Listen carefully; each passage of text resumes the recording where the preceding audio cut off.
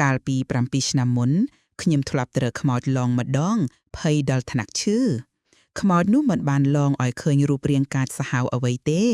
ប៉ុន្តែមកពីខ្ញុំខ្លាចពេកខ្ញុំបានឃើញត្រឹមតែរូបនាងអង្គុយយំនៅក្រោមដើមព្រីងក្បែរផ្លូវដើរមួយកន្លែងខ្មោចនាងស្លាប់ទៅដោយសារខកបំណងក្នុងរឿងស្នេហា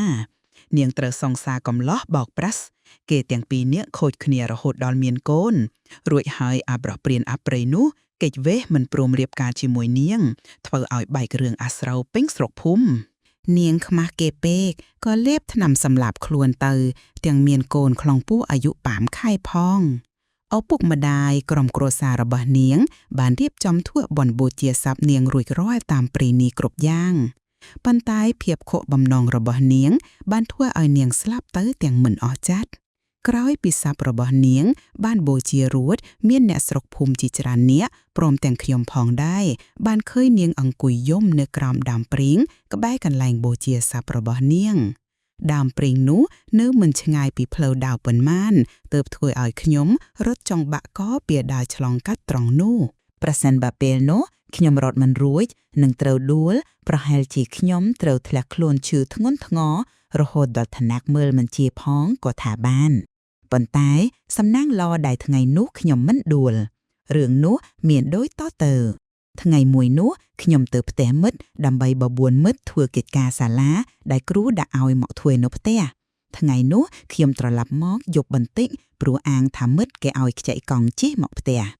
ពេលជិះកង់មកដល់ដើមព្រាងនោះខ្ញុំហាក់ដូចជាមានអារម្មណ៍មិនសូវល្អសោះខ្ញុំតាំងចិត្តថាមិនសម្លឹងសំដៅទៅដើមព្រាងនោះទេប៉ុន្តែភ្នែកខ្ញុំវាទ្រាំមិនបានខ្ញុំគ្រាន់តែចោលកន្ទុយភ្នែកទៅបន្តិចប៉ុណ្ណោះក៏ស្រាប់តែឃើញនាងអង្គុយជ្រប់នៅក្រោមដើមព្រីងកំពុងតែយំសឹកសួលហឺយកដៃជូតទឹកភ្នែកដួតកូនក្មេងខ្ញុំប្រញាប់ធាក់កង់ឡើងញាប់ស្មែទាំងរញីរញ័រនៅម្ដុំនោះដេកខ្សែកពិបាកជិះទៀតខ្ញុំហើបគូតពីកែបធាក់ឡើងលួនច្រវាក់គ្រឺតចង្រៃវាយកៅអីកំពុងតែខ្លាចផងអាកង់ត្រូវជ្រុះច្រវាក់ទៅទៀតខ្ញុំក្តៅចិត្តពេកក៏ផ្ដួលកង់ចោលដាក់មេផាយចោលកង់ប្រហែលជា 4-10 ម៉ែត្រទៅហើយគិតថាស្អាតចាំមកយកប៉ុន្តែនៅពេលងាកក្រោយម្ដងទៀតស្រាប់តែបាត់រូបរាងខ្មោចនោះទៅវិញខ្ញុំខំពង្រឹងស្មារតីរត់បោកមករកកង់វិញហើយអូសវាដាក់មេផាយសម្ដៅផ្ទះឡើងហុយដីត្រឡោមអ្នកភូមិមួយចំនួនដែលបានឃើញខ្ញុំគេនាំគ្នាសើចព្រោះពួកគេគិតថាខ្ញុំនេះមានកង់ហើយមិនព្រមជីបែរជាអូសរត់ទៅវិញ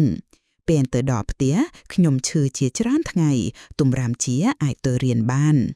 អ្នកស្រុកអ្នកភូមិខ្លាចនាងណាទោះបីជានាងមិនបានអ្វីអ្នកណាក៏ដោយព្រោះនាងគ្រាន់តែបង្ហាញរូបឲ្យឃើញក្នុងសភាពអង្គុយជ្រប់មុខយំយ៉ាងសោកសៅប៉ុណ្ណោះនៅក្រោមដើមព្រីងនោះមានកូនក្រែកកញ្ចាក់មួយដែលនាងតែងតែអង្គុយយំនៅលើក្រែនោះអ្នកភូមិមួយចំនួនបានទៅសំណូមពរឲ្យឪពុកម្ដាយរបស់នាងរុះរើកូនក្រែនោះចោល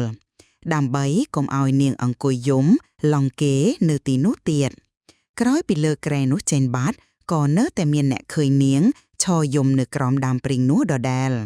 អ្នកស្រុកភូមិមានការភ័យខ្លាចខ្លាំងណាស់ក៏សំណូមពរឲ្យឪពុករបស់នាងកាប់ដើមព្រីងនោះចោលប៉ុន្តែឪពុករបស់នាងប្រាប់ថា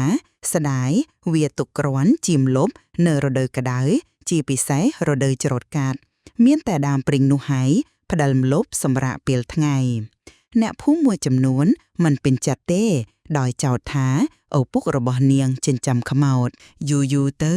ដោយគេចេះតែនិយាយអីចេះនិយាយអីចុះឪពុករបស់នាងទ្រាំនឹងសម្ដីរបស់គេមិនបានក៏កាប់ដើមព្រីងនោះចោលទៀតទៅ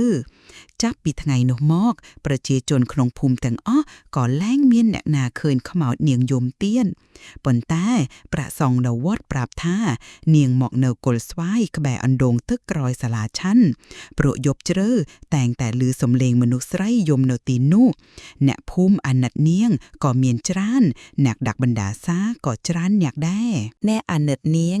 ក៏នៅដាក់បាតស្រោចទឹកបញ្ជូនកសលឲ្យចំណែកអ្នកស្អប់ក៏នាំគ្នាជេរបញ្ជូនទៅឲ្យដែរព្រោះគេស្អប់នាងមានផ្ទៃពោះគ្មានឪពុកហើយគិតខ្លីព្រះសង្ឃដែលបានឮសំឡេងនាងយំនោះគឺលោកតាណំ យប់មួយលោកតាឈរនៅពីមុខបង្អួយកដេកដែលបែរទៅដើមស្វាយឬសំឡេងកំពុងតែអង្គុយយំព្រមទាំងប្រាប់ឲ្យនាងទៅចាប់ជាតិចាប់កំណើតទៅកុំរវល់តែខូចចិត្តយំសោកស្ដាយស្រណោះអីទៀតស្លាប់ទៅហើយល្មមទៅកើតជាតិថ្មី